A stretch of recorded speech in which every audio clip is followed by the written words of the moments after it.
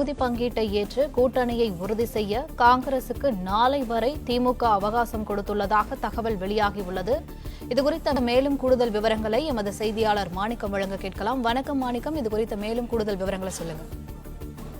திமுகவுக்கும் காங்கிரசுக்கும் இடையில இருக்கக்கூடிய இந்த தொகுதி பங்கீடு தொடர்பான பேச்சுவார்த்தை இன்றைய தினம் அடுத்த கட்டமாக காங்கிரஸ் கட்சியுடைய முன்னாள் மத்திய அமைச்சர் ப. சிதம்பரம் அவர்களும் அதே போன்று தமிழ்நாடு மாநில காங்கிரஸ் இருக்கக்கூடிய செல்வபிரந்தையும் முன்னெடுத்து முதல்வரை சந்தித்திருக்கிறார்கள். இந்த சந்திப்பின் பொழுது ஏற்கனவே ஒரு மணி நேரத்துக்கு மேலாக பேச்சுவார்த்தை நடந்திருக்கிறது. இந்த பேச்சுவார்த்தையில் காங்கிரசுக்கு மேலும் ஒரு நாள் அவகாசத்தை முதலமைச்சர் வழங்கியிருப்பதாக சொல்லப்பட்டிருக்கிறது. திமுக கூட்டணியில் இடம்பெற்றிருக்கக்கூடிய காங்கிரஸ் கட்சிக்கு 25 இடங்களை திமுக ஒதுக்கி மேலும் ஒரு ராஜ்யசபா இடம் என்று அவர்களுக்கு ஒதுக்கி இருக்கிறார்கள்.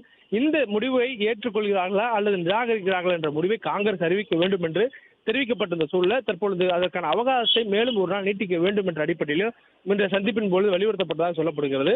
அதுவும் குறிப்பாக இந்த பேச்சுவார்த்தை முழுக்க காங்கிரஸ் திமுகவுடைய நல்லுறவு எந்த அளவுக்கு இருந்திருக்கிறது என்பதை இரண்டு தரப்பினரும் பேசியிருப்பதாக சொல்லப்படுகிறது.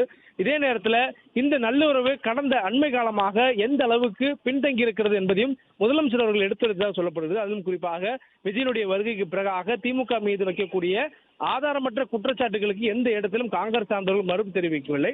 அதே நேரத்தில் திமுக கூட்டணியை விமர்சிக்கக்கூடிய அதிமுக அதே போன்று தேசிய ஜனநாயக கூட்டணியை விமர்சிக்கக்கூடிய காங்கிரஸ் எந்த இடத்திலும் தாவேகாவை விமர்சிக்கவில்லை. இது போன்ற பல்வேறு காலகட்டங்களில் தாவேகாவுடன் இணக்கமாக செல்வதற்கும் அதே நேரத்தில் திமுக மீது ஆதாரமற்ற குற்றச்சாட்டுகளை மறுத்தளிப்பதற்கும் காங்கிரஸ் தவறிய தருணங்களை முதலமைச்சர் சுட்டிக்காட்டியதாகவும் தொடர்ந்து ஒரு முடிவை எடுத்துவிட்டு கூட்டணியை அணுகுவது போன்ற ஒரு நடவடிக்கைகள்ல காங்கிரஸ் கட்சியினர் செயல்படுவது வருத்தமளிப்பதாகவும் முதலமைச்சர் இந்த சந்திப்பின் போது தெரிவித்ததாக கூறப்படுகிறது. அது மட்டுமின்றி காங்கிரசுக்கு எப்பொழுதும் திமுக கொடுக்கக்கூடிய அதே மரியாதையும் அங்கீகாரம் கொடுத்து வருகிறது. 25 இடங்களை இந்த காலகட்டத்திலும் கூட திமுக காங்கிரஸ் ஒதுக்குகிறது.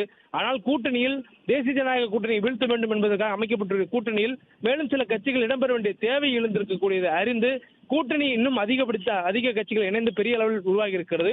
அப்படி இருக்கக்கூடிய சூழலிலும் கூட காங்கிரஸ் 25 தொகுதிகளை கொடுக்க திமுக முன்வந்திருக்கிறது.